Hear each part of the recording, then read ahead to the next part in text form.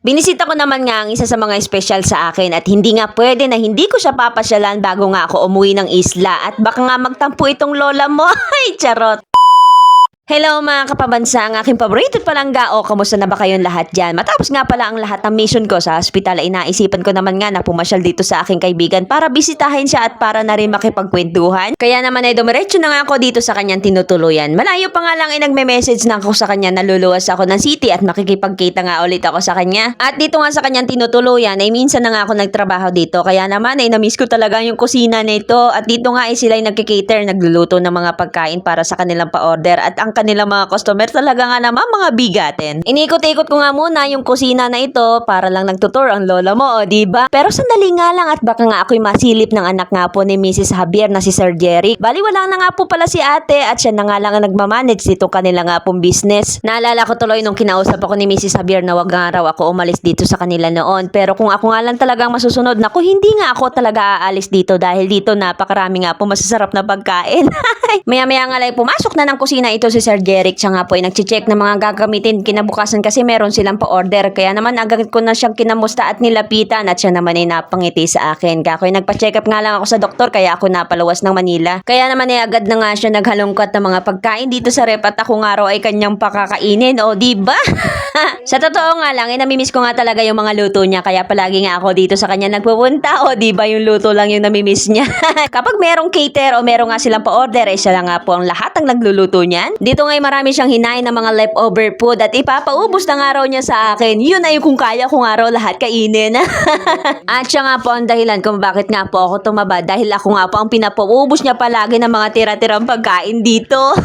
At sa 20 years nga ng kanyang serbisyo dito, ang lahat nga niya kanya na nga pong kabisado. Kaya nung nawala nga po si Mrs. Javier, ang lahat ng recipe nito ay nama na nga niya dito. Lahat kasi ng luto ay kanya na nga pong kabisado. Kagaya na nga lang netong tuna pasta with spinach ang aking nga gusto. Kaya nga sabi ko sa kanya ay magtatayo nga kaming dalawa ng restaurant. Gamit at puhunan na nga lang ang kailangan para nga kaming dalawa ay yumaman. Ay sana all na lang yayaman. At pag may pagkakataon ay lumalabas na nga lang kami para kumain. At dahil marami naman nga ang pagkain dito sa bahay, dito na nga lang kami mag-i-stay at para naman mas mahaba pa nga ang oras ng pagkukwentuhan namin. At kahit ako'y mahina nga sa sweet, ito't naglabas pa nga siya ng brownies. O diba apaka-sweet ng lola mo? Sa tuwing nga kami nakikita, palagi nga niya akong binubusog niyan. Yung tipo bang parang hindi na nga kami magkikitan dalawa. Naalala ko nga noon kapag nagluluto siya at meron nga kaming cater, aba hindi pwedeng wala akong kapartihan pag panahon nga po ng tikiman. Lalo na kapag mga holiday season like Christmas season, naku yung mga pa-order nga namin yan ay nakahilera na. Halos araw-araw nga po ay gumigising kami ng maaga at para nga po magluto ng mga pa-orders at para nga po ma-deliver or ma-pick up nga po ng customer na mas maaga. At sa bawat luto, syempre meron nga pong pasobra si Mrs. Javier para nga po makatikim nga rin kami. Kaya napakarami ko nga po mga memories dito kahit hindi naman ako gaano nagtagal nga rito. Dahil lahat ng mga pangmayamang pagkain nga ay natikman ko dito gaya na nga lang neto mga pastries kahit mahina nga ako sa sweet. Lahat ng yan ay dahil dito sa aking kaibigan. Matapos makapagpananghalian ay umakyat na nga kami dito sa taas para nga raw makapagpahinga. Binigyan niya ako ng damit at para nga raw ako makapagpalit dahil basang-basa na nga raw ako sa pawis. At hindi ko na nga namalayan, abay nakatulog na nga ako at paggising ko ay balik na naman nga kami sa kwentuhan at ako'y natutuwa sa kanya sa tuwing ako'y napupunta nga dito sa kanya. At kung ano-ano nga yung mga binibigyan niya sa akin gaya ng bags, damit, colorete, gaya na nga lang netong lipstick na aking nga pong favorite. Eka ko, ayoko nung red at hindi ko nga yun bet. At sa tuwing kami makikita ay wala kaming ginawa kundi maghalakhakan, magkwentuhan ng mga kung ano-anong nakaraan nga sa aming buhay. At kami nga ang dalawa ay nagtawanan nung nagbukas na nga siya ng ilaw dito sa kanyang kama. O diba ay nakita na tuloy itong aming ganda dito sa camera. Ay charot. Masaya nga talaga ako kapag napapasyal ako dito sa kanya. Sa kanya ko kasi nasasabi yung aking problema. Sa kanya ko nasasabi yung aking mga sikreto, kung ano ko at sino ko at kung anong mga gusto ko.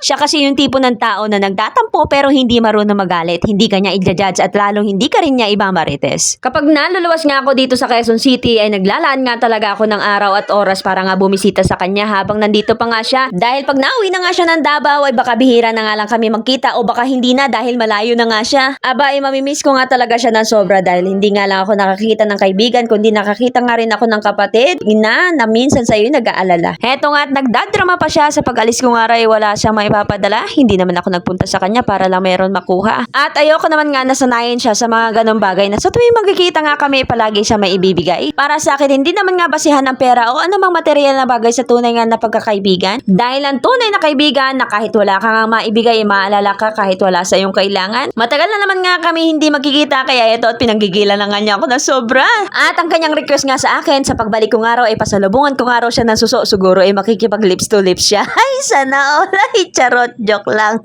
At dahil hapon na nga ay gumayak na nga ako para makauwi. Heto nga tinesting ko agad yung lipstick na binigay niya sa akin. Ay siya, ay kaganda. At dito nga sa kusina, diretso ang aming kwentuhan. Napatimpla na nga rin ako ng kape gawa nang hindi pa nga ako makauwi. Dahil nga malakas pa ang ulan sa labas, kailangan ko pa nga itong patilain. At syempre, shoutout na muna dito kay Jean, isa sa mga followers natin. Palagi nga raw siya nanonood ng mga vlog natin, o diba? At kaya naman ay maraming salamat nga dito kay Jean. Sana nga ay mapanood mo itong aking vlog. Pasensya na nga pala kung medyo natagalan ako, nabisi kasi ako sa ibang bagay. At matapos nga makapagkape at makipagkwentuhan nga sa kanila, sakto naman na tumila na itong napakalakas na ulan. Kaya naman ako'y nagpaalam na nga sa kanya. Naku, ako'y napa-smile sa napakalutong na halik niya.